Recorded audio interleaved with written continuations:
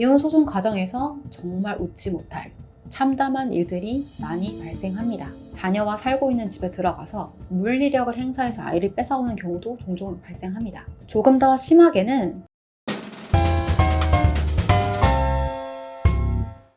안녕하세요. 조유라 변호사입니다. 이혼 소송에서 가장 첨예하게 의견이 대립되는 부분은 바로 양육권입니다. 자기가 낳아 기른 자식 소중하게 생각하지 않는 사람이 누가 있을까요? 힘들었던 결혼 생활이었지만 그래도 결혼의 결실 중에 가장 큰 것이 바로 자녀일 거라고 생각하는데요. 양육권 분쟁에서 지게 된다면 한순간 나의 소중한 자녀와 같이 살 수 없게 됩니다. 이혼이라는 감당하기 어려운 현실에 내 자녀를 마음대로 볼 수 없는 마음 아픈 상황이 더해지면 안 되겠죠. 오늘은 법원이 어떤 요소들을 고려해서 친권, 양육권자를 지정하는지에 대해서 말씀드리려고 합니다. 또 어떻게 하면 유리하게 친권, 양육권자로 지정될 수 있는지에 대해 말씀드릴게요.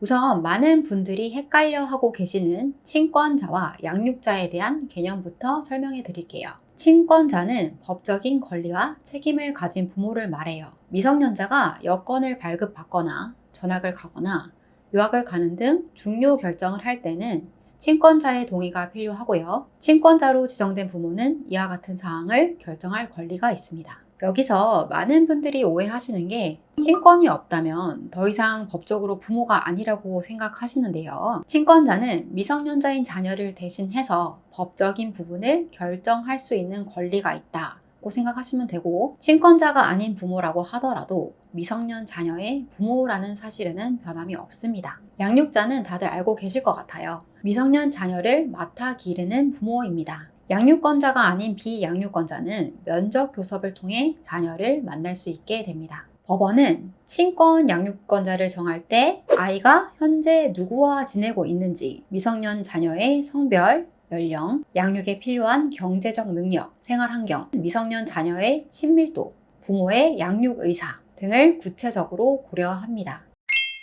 첫 번째, 친권 및 양육권자 지정에 있어 현실적으로 가장 중요한 것은 이혼 소송을 진행하고 있는 당시 자녀가 누구와 지내고 있는지입니다. 이혼 소송을 앞두고 혹은 이혼 소송을 진행하면서 상대방 배우자와 같은 집에서 생활하는 것이 정말 불편하잖아요. 부부 중 일방이 이혼 소송에 앞서 집을 나오거나 아니면 이혼 소송을 진행하면서 집을 나가게 되는 경우가 정말 많은데요. 만약 내 자녀의 친권, 양육권을 주장하고 싶다면 아무리 화가 나더라도 자녀를 놔두고 집을 나오시면 절대 안 됩니다. 자녀를 놔두고 집을 나오는 순간 내가 친권, 양육권자로 지정될 확률이 현저히 떨어집니다. 이혼 소송은 보통 1년, 길게는 2년까지도 진행되는데요. 내가 아이를 놔두고 집을 나왔고 이혼 소송이 1년, 2년 진행됐다면 법원은 이혼 소송 과정에서 아이가 현재 상태, 즉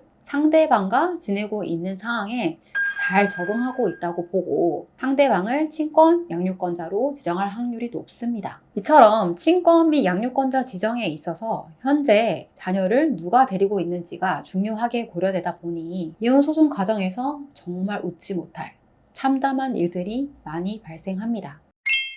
이혼 소송을 앞두고 아이를 데리고 집을 나가서 수개월간 상대방에게 아이를 보여주지 않는 경우가 비일비재하고요. 상대방이 데리고 있는 자녀를 면접 교섭하겠다고 데리고 와서 의도적으로 돌려보내지 않는 경우도 있어요. 조금 더 심하게는 상대방이 자녀와 살고 있는 집에 들어가서 물리력을 행사해서 아이를 뺏어오는 경우도 종종 발생합니다. 이혼 전문 변호사로서 개인적으로 이런 부분이 정말 문제가 있다고 생각해요. 예를 들어 혼인 중에 엄마가 주 양육자로 아이를 잘 키우고 있었는데 아빠가 이혼 소송을 걸면서 아이를 데리고 집을 나와서 몇 개월간 엄마에게 아이를 안 보여줬다 라는 경우를 생각해 볼게요. 어린아이 입장에서 얼마나 충격이겠어요. 하루아침에 엄마랑 떨어지고 엄마의 소식조차 알 수 없게 되었으니 어린 마음에 큰 상처를 받겠죠. 그렇게 상처를 입은 상황에서도 아이는 아빠와 있는 현재의 상황에 최대한 잘 적응을 하려고 노력합니다. 그런데 단순히 현재 아빠랑 잘 지내고 있다는 이유만으로,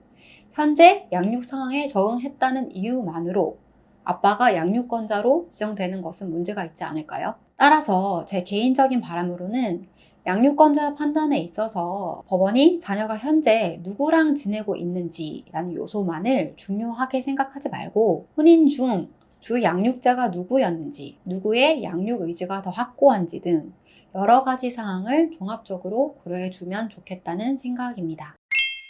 두 번째, 법원은 자녀의 양육 환경, 부모의 소득 등도 고려합니다. 양육권 다툼이 치열한 사건에서는 가사조사관이 직접 양 당사자의 집을 방문해서 누구의 양육 환경이 좋은지 살펴보기도 하고요. 양 당사자의 소득도 고려합니다. 많은 분들이 나는 소득이 없는 전업주부니 양육권을 가지고 올 수 없죠 라고 말씀하시는데요. 결론부터 말씀드리면 소득이 없는 가정주부라 하더라도 양육권을 가져올 수 있습니다. 법원은 친권 및 양육권자를 결정할 때 부모의 소득이나 집 주거 환경보다 자녀가 누구와 더 친밀감을 형성하고 있는지, 혼인기간 중 자녀를 누가 키웠는지 등을 중요하게 생각합니다. 따라서 상대방이 돈을 많이 벌었다고 하더라도 상대방이 약속을 가느라 자녀 양육에 소홀했다. 반면 나는 경제 활동을 하지 않았지만 자녀를 주로 양육했고 이로 인해서 자녀와 친밀한 관계를 형성하고 있다라는 경우라면 충분히 양육권을 가져올 수 있습니다. 전업주부도 앞으로 일을 해서 경제적 능력을 키우면 되는 것이고 또 비양육자로부터 양육비를 지급받아서 아이를 충분히 양육할 수 있기 때문이죠.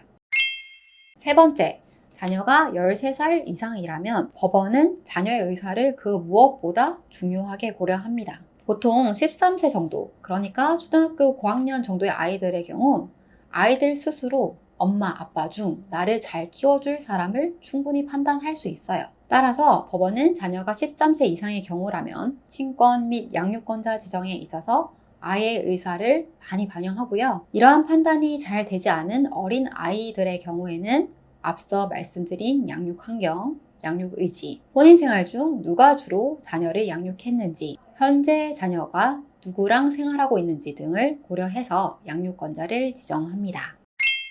그럼 외도를 한 사람처럼 유책 배우자는 양육권을 절대 가져올 수 없을까요? 만약에 그 유책 사유가 집안에서 폭언을 했다, 폭력을 행사라는 경우처럼 아이의 양육 환경에 영향을 미치는 경우라면 이런 점들은 친권 양육권자로 지정되는데 불리하게 작용될 수 있습니다. 또 외도를 해서 집을 나갔다, 외도를 해서 자녀 양육에 소홀했다라는 경우에도 친권 양육권자 지정에 불리하게 작용하겠죠. 그러나 나는 외도는 했지만 아이들은 평소와 같이 돌봤고 자녀와 애착 관계를 잘 형성하고 있다 하는 경우라면 유책 배우자라고 하더라도 충분히 친권 양육권을 갖고 올 수 있습니다. 오늘은 친권 양육권자 결정 시 고려되는 사항에 대해 말씀드렸습니다. 제가 아이를 키우는 사람이라서 그런지 저는 자녀를 뺏고 빼앗기는 양육권 다툼이 있는 사건을 진행할 때마다 정말 마음이 아프더라고요. 이혼 소송 정말 감정적인 소송입니다. 상대방에 대한 모든 감정을 배제하고 소송을 진행하는 것은 사실 어렵지만 적어도 양육권에 있어서만큼은 조금 신중하셨으면 해요. 단순히 상대방이 싫어서 아이를 상대방에게 줄 수 없다.